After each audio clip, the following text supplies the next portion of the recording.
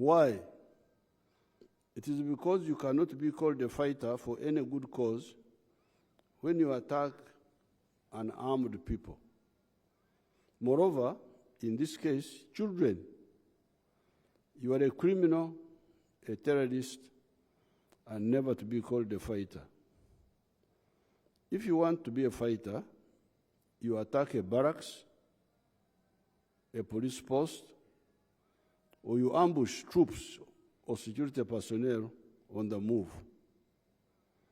In that case, you are still illegal, you are committing treason, but you are not a war criminal, and you are not a terrorist. You are a rebel, an insurgent, but not a terrorist. But in this case, when you attack unarmed people, you are both a traitor and also a terrorist and a war criminal. ADF attacking Nyabugando school children does not show ADF getting stronger.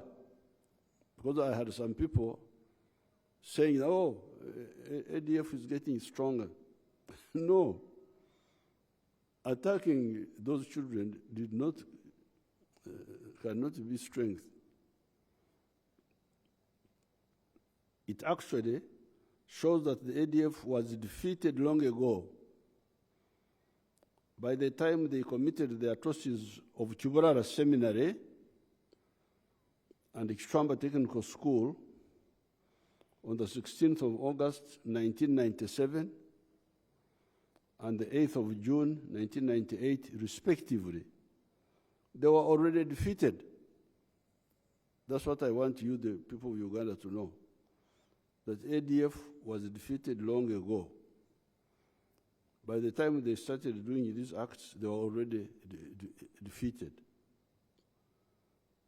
It meant then, and it means now, attacking those unarmed people, Nyabugando, Chiburara, Stramba, it meant then, that time,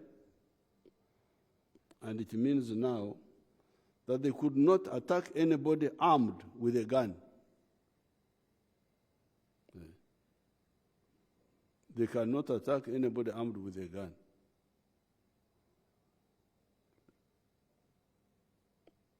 The only one they can attack is the unarmed one. That is weakness, not strength.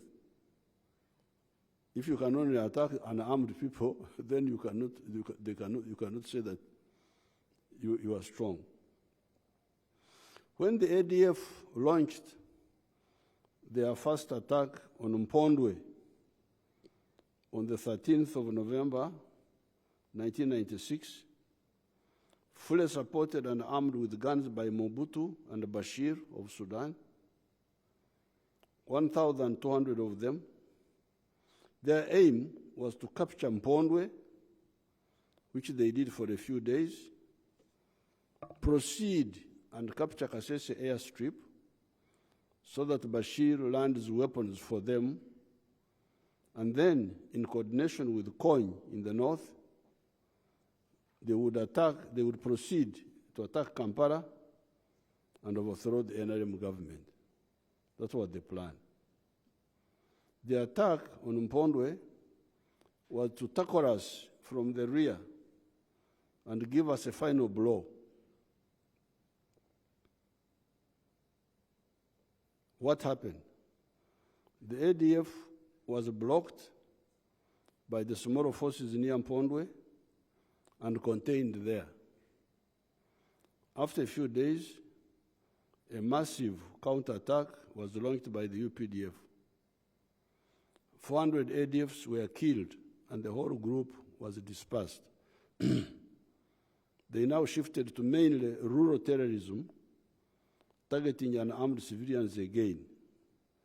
I can only remember a few cases where they attacked detachments of the UPDF. We are to therefore build the anti-terrorism capacity of the country.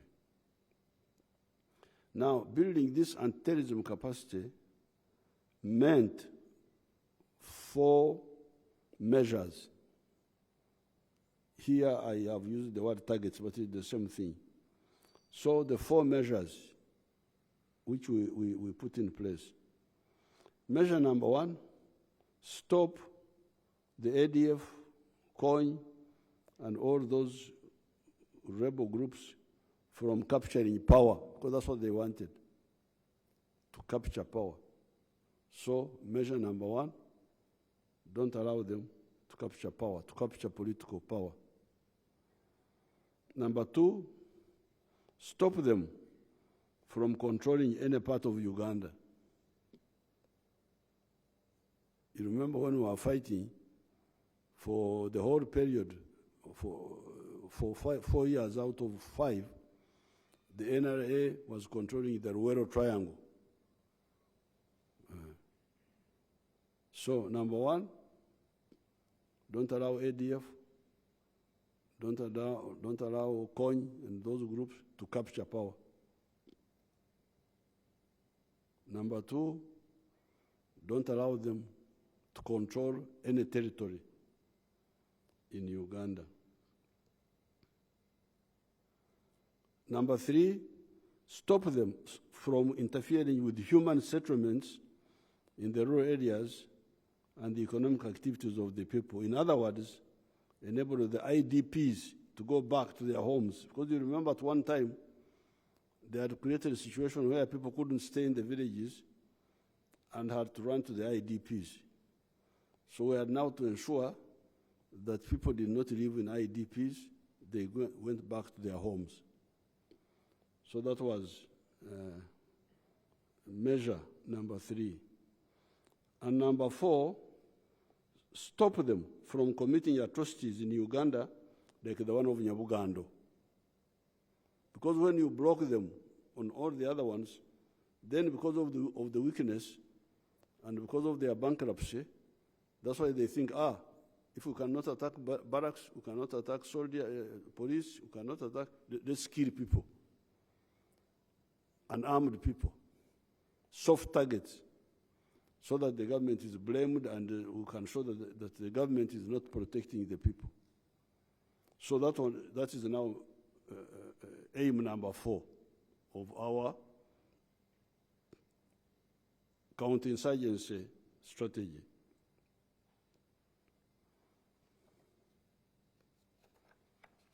By 2007, all these 4 had been achieved. All the 4 had been achieved. Couldn't capture power, couldn't control territory, could not, the other one was number 3, not force people to go to IDPs, and number 4, no massacres of unarmed people. By 2007, all these 4 had been achieved. The last desperate effort was in 2007, when 100 of them entered Uganda from Congo, and 87 of them were killed by the commandos in Semliki National Park. They had come to sabotage the Commonwealth. You remember 2007, we had the Commonwealth meeting. So apparently their incursion that time was to sabotage the Commonwealth meeting of that year by committing terrorist atrocities that would scare delegates from coming. Since that time, they could no longer send groups into Uganda. Mark all those words, because every word I have written here, I wrote it myself, and it means so from 2007, they could no longer send groups into Uganda.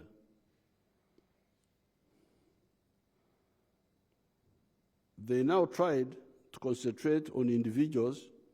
Now, if you cannot send a group, then the next struggle is send an individual. Because we in the army, when we talk of a group, You mean a section, 12 people.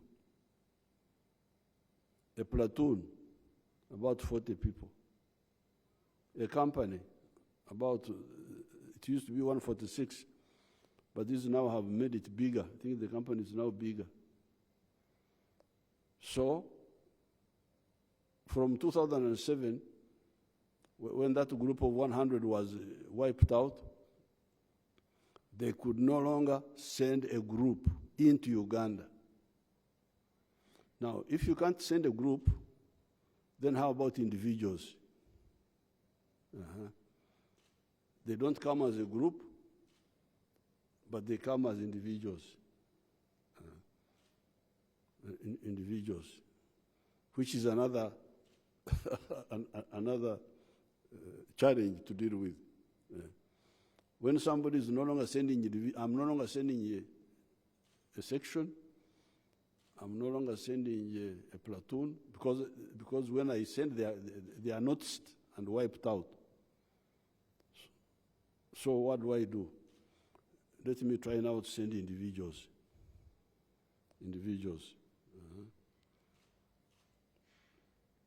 They now try to concentrate on sending individuals that would plant bombs. You remember the bombs?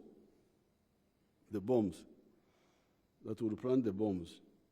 They planted a total of 34 bombs. You remember those bombs they were planting in the bus? But using individuals.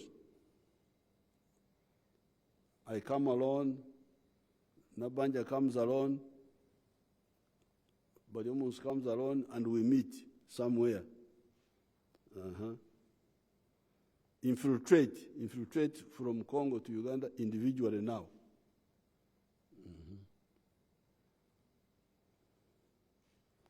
And those were the ones now planting the bombs.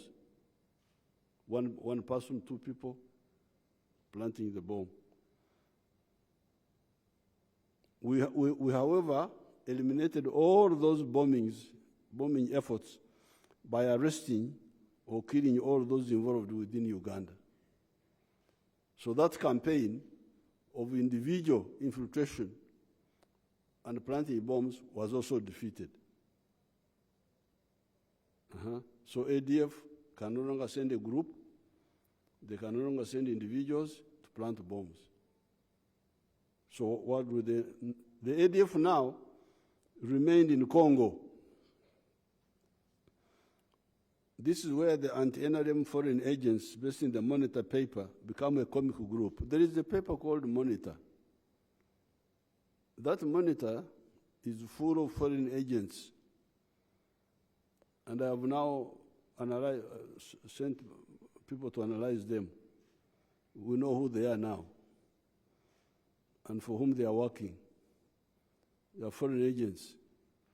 So the Monitor newspaper, you remember, I didn't come with the headlines. Headline, oh, terrible, Uganda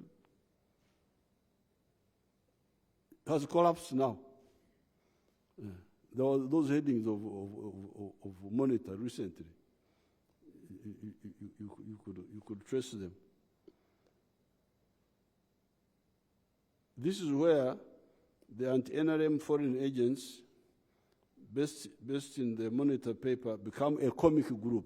They're a comic. Bakusesa. When the incident like the one of Nyabugando unfortunately occurs, they come up, security in Uganda has collapsed. etc. Now, what is the plan of these wonderful people?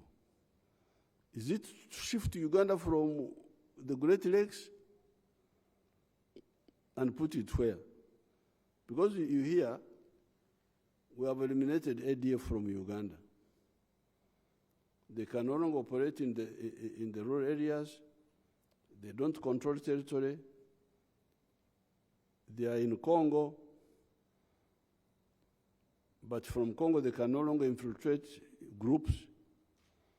They can no longer even easily infiltrate individuals. But we are still here. We have not shifted Uganda to take it to I don't know where I would put it, which is safe. Middle East, mwagala kutwala Uganda, Palestine. Oba bagala kugitwala wabano aba monitor. Uganda tugitwale wakati. France, all those places have their problems. So for us, we are here in Uganda and in the Great Lakes. Ate bakusigala wano, ate tubadde wano all these millennia. So therefore, although we defeated ADF, ADF was still in the neighborhood. And in the neighborhood, we can't shift Uganda from here and put it where. So we had to struggle. We could not shift Uganda, and instead we fortified here by having a strong army and intelligence service. The question is, how do you ensure total security in the continent of Africa, where colonialism ensured excessive political balkanization? Because that's the challenge. You stabilize within Uganda, like for instance Karamoja, we have the same problem. You stabilize within Karamoja, but the guns remain in Turkana, in Kenya. And some other guns remain with Topotha in South Sudan. And some other guns remain with Pokot in Kenya. So, what do? You must see how to handle that situation. And I will tell you how we have been handling all these situations. And this is all because of the political balkanization, the fragmenting of Africa into these small states. Because a country like the United States, you have got one political authority, one management, from New York up to California. That is, you take 4 hours by plane to go from New York to California. It is like from here to Johannesburg, to Pretoria. All that land and people are under one political authority. So if there is security to be handled, it is handled by one authority. But here, from here, 20 kilometers from here, another political authority. So you have got so many authorities. So when you defeat the terrorists here, they go to shift to where you don't have authority to act. And that's what you, the young people, should be talking about. That's what we were dealing with when we were growing up. The integration of Africa. But now, operating where we are now, where the political landscape is fragmented, what do we do? If you have the right ideological orientation, you do what the NRM has done in Uganda by ensuring the following. Number one, a strong army that can fight any type of war.